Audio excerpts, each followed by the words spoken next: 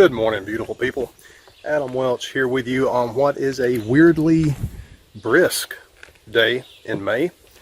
I've been out shooting with the this big boy right here, the Tamron 70-180mm f2.8. That's their new slick telephoto for Sony full frame mirrorless. It occurred to me though, while I was out here, I never actually did a video on that little 20mm f2.8 from Tamron. That last one in that trio of budget-friendly prime lenses Tamron put out a few months ago.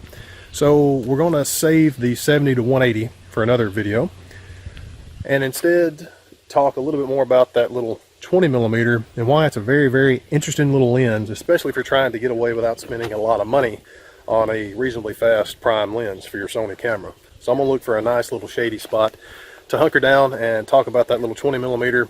So while I do that, enjoy this super artsy slow motion video montage.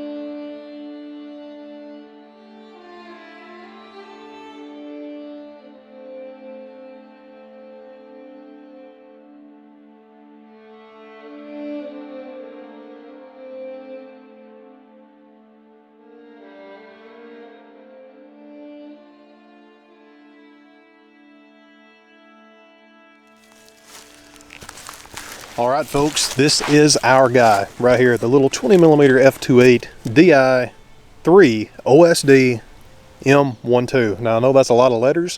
Now I will say before we get started, a lot of stuff that we're going to talk about here today concerning the 20mm also carries over to its cousins, the 24mm and the 35mm f2.8s that I reviewed a few months ago. So if you haven't seen those videos, go watch those.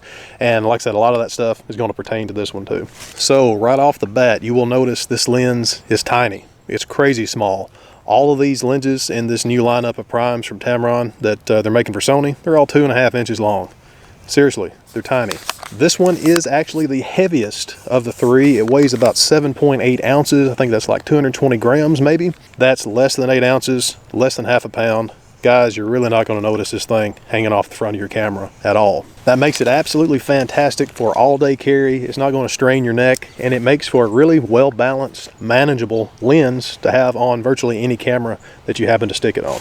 Image quality, outstanding folks. Sharpness, outstanding. Color, outstanding. Contrast, superb. All of these lenses take advantage of Sony's in-camera lens correction, so the camera is going to take care of your image stabilization, your chromatic aberration correction, your distortion correction, and the vignetting.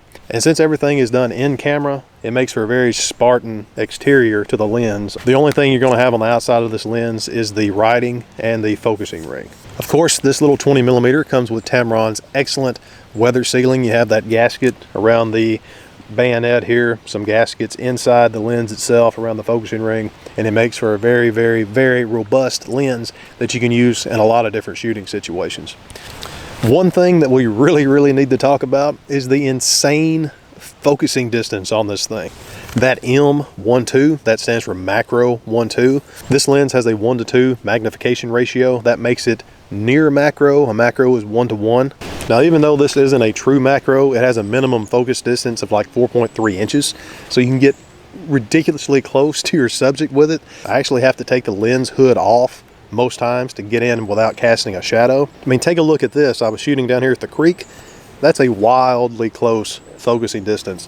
This is what the picture looked like, and if you happen to be using a camera that has Sony's clear image digital zoom, basically Sony's digital zoom technology, you can zoom in 2 times more to make it even more magnified without losing image quality. Now, speaking of focusing, the autofocus of this lens is probably its Achilles heel. I mentioned in the other reviews on the 24 and 35mm The autofocus drive is extremely loud. That is the case, unfortunately, with the 20mm as well. Honestly, I think this lens isn't as loud as the other two, but that may just be me.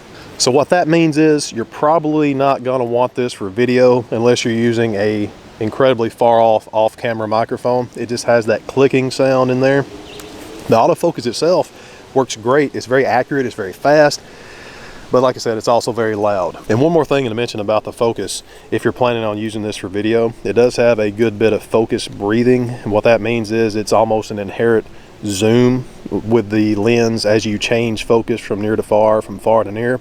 Have a look at this. I was filming down here at the creek, and you can see as I change the focus, the lens looks like it's zooming in and out. Of course, this is a prime lens, so you know it's not, but that's going to come into play if you're filming in autofocus and the noise doesn't bother you. It can look a little wonky as it focuses near and far on your subject, so that's definitely something to think about. And if you're going to be using this for anything like focus stacking or anything like panos for your still images, that zoom breathing may become an issue there too. All right, guys, I'm going to wrap up this little walkthrough of the 20mm f2.8 from Tamron.